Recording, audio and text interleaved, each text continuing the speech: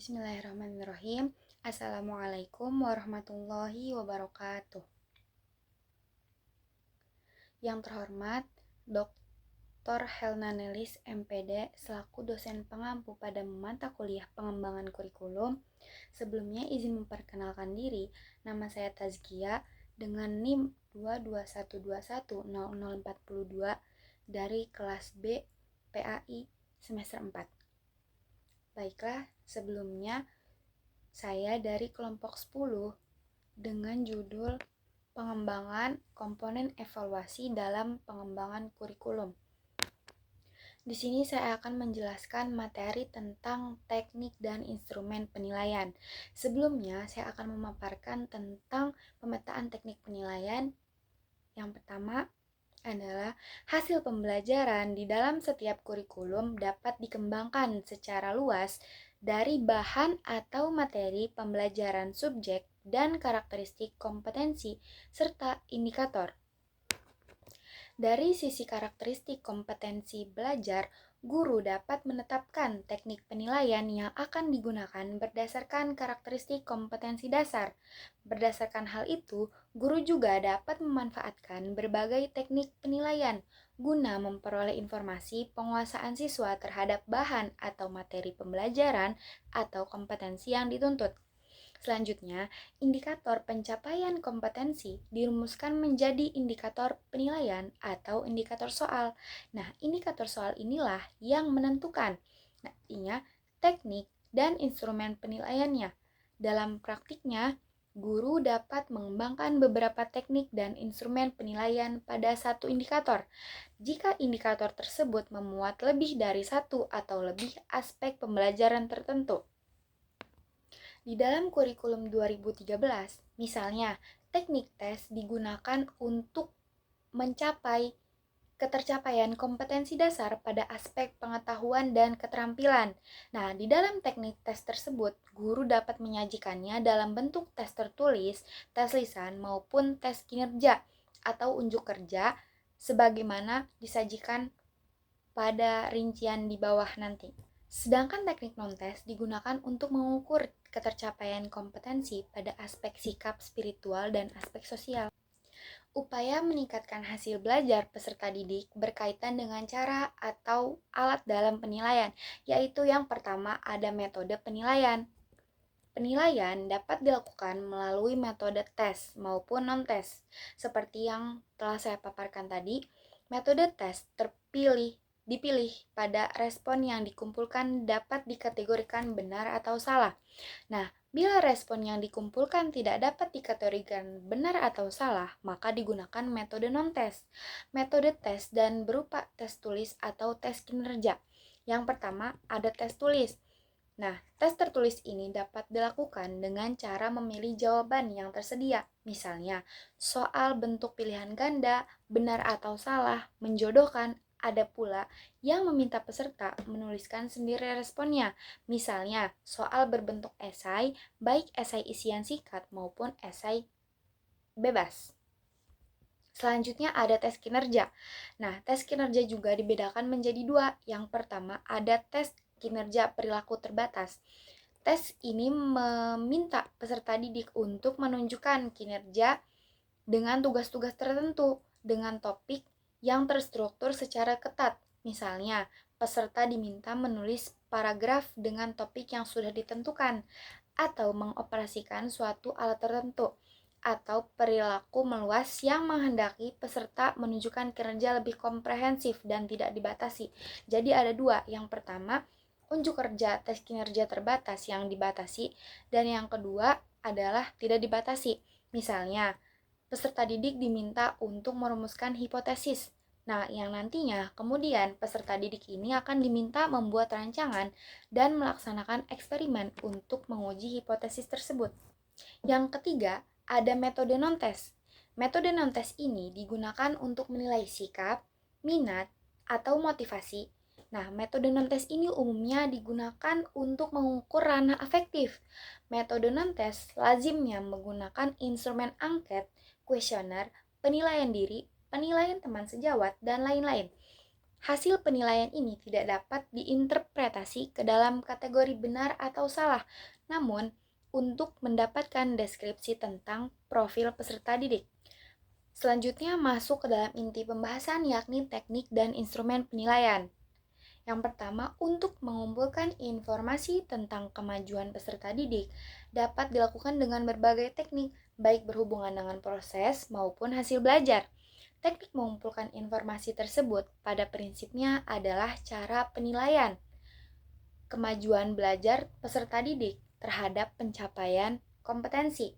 Penilaian dilakukan berdasarkan indikator-indikator pencapaian hasil belajar pada domain kognitif, afektif, maupun psikomotor. Nah, berikut ini teknik yang dapat digunakan, yaitu sebagai berikut. Yang pertama yakni penilaian unjuk kerja. Penilaian unjuk kerja merupakan penilaian yang dilakukan untuk mengamati kegiatan peserta didik dalam melakukan sesuatu. Misalnya, penilaian ini digunakan untuk menilai ketercapaian kompetensi yang menuntut peserta didik untuk melakukan tugas tertentu, seperti praktek di laboratorium, praktek sholat, praktek olahraga, bermain peran, memainkan alat musik, bernyanyi, membaca puisi atau deklamasi, dan lain-lain. Nah, penilaian unjuk kerja juga perlu mempertimbangkan beberapa hal. Yang pertama, langkah-langkah kinerja yang diharapkan dilakukan peserta didik untuk menunjukkan kinerja dan suatu kompetensi. Yang kedua, kelengkapan dan ketepatan aspek yang dinilai dalam kinerja tersebut. Selanjutnya, kemampuan-kemampuan khusus yang diperlakukan untuk menyelesaikan tugas. Selanjutnya, upayakan kemampuan yang akan dinilai itu tidak terlalu banyak sehingga semua akan dapat diamati dengan benar oleh guru masing-masing. Selanjutnya, kemampuan yang akan dinilai diurutkan berdasarkan urutan pengamatan. Penilaian unjuk kerja juga dapat menggunakan daftar cek dan skala penilaian. Yang pertama ada daftar cek.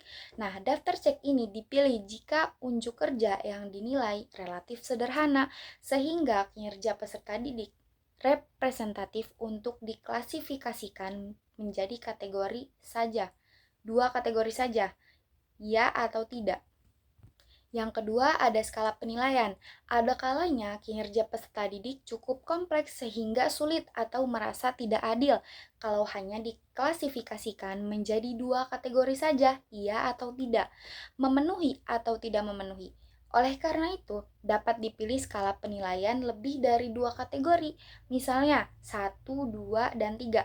Namun, setiap kategori harus dirumuskan deskriptornya sehingga penilai mengetahui kriteria secara akurat kapan mendapat skor 1, kapan peserta didik mendapat skor 2, kapan juga mendapat 3. Nah, daftar kategori beserta deskriptor kriterianya itu disebut rubrik. Di lapangan sering dirumuskan rubrik universal, misalnya 1 sama dengan kurang, 2 sama dengan cukup, dan 3 sama dengan baik. Nah, deskripsi seperti ini belum akurat. Karena apa? Karena kriteria kurang bagi seorang penilai belum tentu sama dengan penilai lain. Jadi dibutuhkan penilaian yang lebih detail.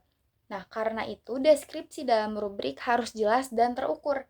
Nah, berikut contoh penilaian unjuk kerja dengan skala penilaian rubriknya. Yang pertama adalah aspek yang dinilai itu merangkai alat. Penilaiannya ada dari 1 sampai 3. Yang kedua ada pengamatan, penilaiannya juga dari 1 sampai 3. Yang ketiga ada data yang diperoleh, dan keempat ada kesimpulan. Nah, dari situ bisa kita nilai. Jika rubrik yang lebih detailnya adalah misalnya aspek yang dinilai merangkai alat. Nah, jika kita memberi nilai 1, maka artinya rangkaian alat itu tidak benar. Jika kita memberi nilai 2, maka rangkaian alat tersebut benar, tetapi tidak rapi atau tidak memperhatikan keselamatan kerja. Jika siswa kita beri nilai 3, rangkaian alat itu benar, rapi, dan memperhatikan keselamatan kerja. Yang kedua, aspek yang dinilai adalah pengamatan. Yang pertama, nilai 1 itu artinya pengamatan tidak cermat. Nilai 2, pengamatan cermat tetapi mengandung interpretasi. Nah, jika di siswa diberi nilai 3, maka artinya pengamatan tersebut cermat dan bebas interpretasi. Baik, selanjutnya aspek yang dinilai adalah data yang diperoleh. Jika siswa diberi nilai 1, maka artinya data tidak lengkap. Jika siswa diberi nilai 2, maka data tersebut lengkap tetapi tidak terorganisir atau ada yang salah tulis atau salah penulisan. Nah, jika siswa diberi nilai 3, maka artinya data tersebut lengkap, terorganisir, dan ditulis dengan benar. Terakhir, ada aspek yang dinilai yaitu kesimpulan. Nilai 1 untuk tidak benar atau tidak sesuai dengan tujuan, nilai 2 untuk sebagian kesimpulan ada yang salah dan tidak sesuai dengan tujuan. Nah, untuk nilai 3 berarti siswa tersebut memberi kesimpulan dengan benar dan sesuai tujuannya. Baiklah, selanjutnya beralih ke penilaian sikap. Nah, penilaian sikap ini, sikap bermula dari perasaan suka atau tidak suka yang terkait dengan kecenderungan seseorang dalam merespon sesuatu atau objek. Sikap juga sebagai ekspresi dari nilai-nilai atau pandangan hidup yang dimiliki oleh seseorang. Nah, sikap itu sendiri terdiri menjadi 3 komponen. Yang pertama afektif, yang kedua kognitif, dan konatif atau perilaku. Nah, komponen afektif adalah perasaan yang dimiliki oleh seseorang atau penilaiannya terhadap suatu objek. Sedangkan komponen kognitif adalah kepercayaan atau keyakinan seseorang mengenai objek. Selanjutnya ada komponen konatif, adalah kecenderungan untuk berperilaku atau berbuat dengan cara-cara tertentu berkenan dengan kehadiran setiap objek sikap. Nah, secara umum, objek sikap yang perlu dinilai dalam proses pembelajaran adalah sebagai berikut. Yang pertama, ada sikap terhadap materi pelajaran. Ini perlu diperhatikan karena apa? Peserta didik perlu memiliki sikap positif terhadap mata pelajaran. Nah, dengan sikap positif yang dimiliki peserta didik, maka akan tumbuh dan berkembang minat belajarnya, akan lebih mudah diberi motivasi, dan juga akan lebih mudah menyerap materi pelajaran yang diajarkan oleh guru. Yang kedua, ada sikap terhadap guru atau pengajar. Nah, peserta didik juga penting memiliki sikap positif terhadap guru. Karena apa? Peserta didik yang tidak memiliki sikap positif terhadap guru akan cenderung mengabaikan hal-hal yang diajarkan oleh gurunya. Dengan demikian, peserta didik yang memiliki sikap negatif terhadap guru akan sukar untuk menyerap materi yang diajarkan oleh guru tersebut. Selanjutnya ada sikap terhadap proses pembelajaran itu sendiri. Nah, peserta didik juga perlu memiliki sikap positif terhadap proses pembelajaran yang berlangsung. Karena apa? Proses pembelajaran mencakup suasana pembelajaran, strategi, metodologi, dan teknik pembelajaran yang digunakan. Itu akan menyenangkan dan dapat menumbuhkan motivasi belajar peserta didik sehingga dapat mencapai hasil belajar yang maksimal. Nah, sikap yang terakhir adalah sikap yang berkaitan dengan nilai atau norma yang berhubungan dengan suatu materi pelajaran. Misalnya, masalah lingkungan hidup, materi IPA ataupun IPS. Nah, di sini kan peserta didik perlu memiliki sikap yang tepat yang dilandasi oleh nilai-nilai positif terhadap kasus lingkungan tertentu. Misalnya kegiatan pelestarian atau kasus perusakan lingkungan hidup. Misalnya peserta didik memiliki sikap positif terhadap program perlindungan satwa liar. Nah, penilaian sikap tersebut juga dapat dilakukan dengan beberapa cara atau teknik. Teknik-teknik tersebut antara lain adalah observasi perilaku, pertanyaan langsung, dan pertanyaan atau laporan pribadi. Yang pertama ada observasi perilaku. Nah, perilaku seseorang pada umumnya menunjukkan kecenderungan seseorang dalam sesuatu hal. Guru dapat melakukan observasi terhadap peserta didiknya. Hasil observasi dapat dijadikan sebagai umpan balik dalam pembinaan. Observasi perlu dilakukan di sekolah, juga dapat dilakukan dengan menggunakan buku catatan khusus tentang kejadian-kejadian yang berkaitan dengan peserta didik selama dia berada di sekolah. Yang kedua ada pertanyaan langsung. Nah, guru juga dapat menanyakan secara langsung tentang hal-hal sikap peserta didik yang berkaitan dengan sesuatu hal. Misalnya, bagaimana sih tanggapan peserta didik ini tentang kebijakan yang baru diberlakukan di sekolah, tentang umpamanya peningkatan ketertiban. Nah, berdasarkan jawaban dan reaksi lain tampil dalam memberikan jawaban sikap peserta didik di sekolah, itu juga mempengaruhi penilaian sikap peserta didik. Guru juga dapat menggunakan teknik dalam menilai sikap dan membina peserta didik. Selanjutnya juga ada laporan pribadi. Nah, teknik ini diminta untuk peserta didik membuat ulasan atau pandangan atau tanggapannya tentang suatu masalah, keadaan, atau hal yang menjadi objek sikap. Misalnya, peserta didik diminta untuk menulis tentang kerusuhan antar etnis yang terjadi akhir-akhir ini di Indonesia. Nah, dari ulasan yang dibuat peserta didik dapat dibaca dan dipahami kecenderungan sikap yang dimilikinya. Baiklah, mungkin cukup sekian pemaparan materi tentang eh, teknik dan instrumen penilaian yang dikutip dari buku penilaian belajar siswa di sekolah yang karangan Pak Herman Yosef Sunu Endrayanto dan Yustiana Wahyu Harumurti yang diterbitkan oleh PT Kanisius. Semoga membantu. Kurang lebihnya mohon maaf. Wassalamualaikum warahmatullahi wabarakatuh.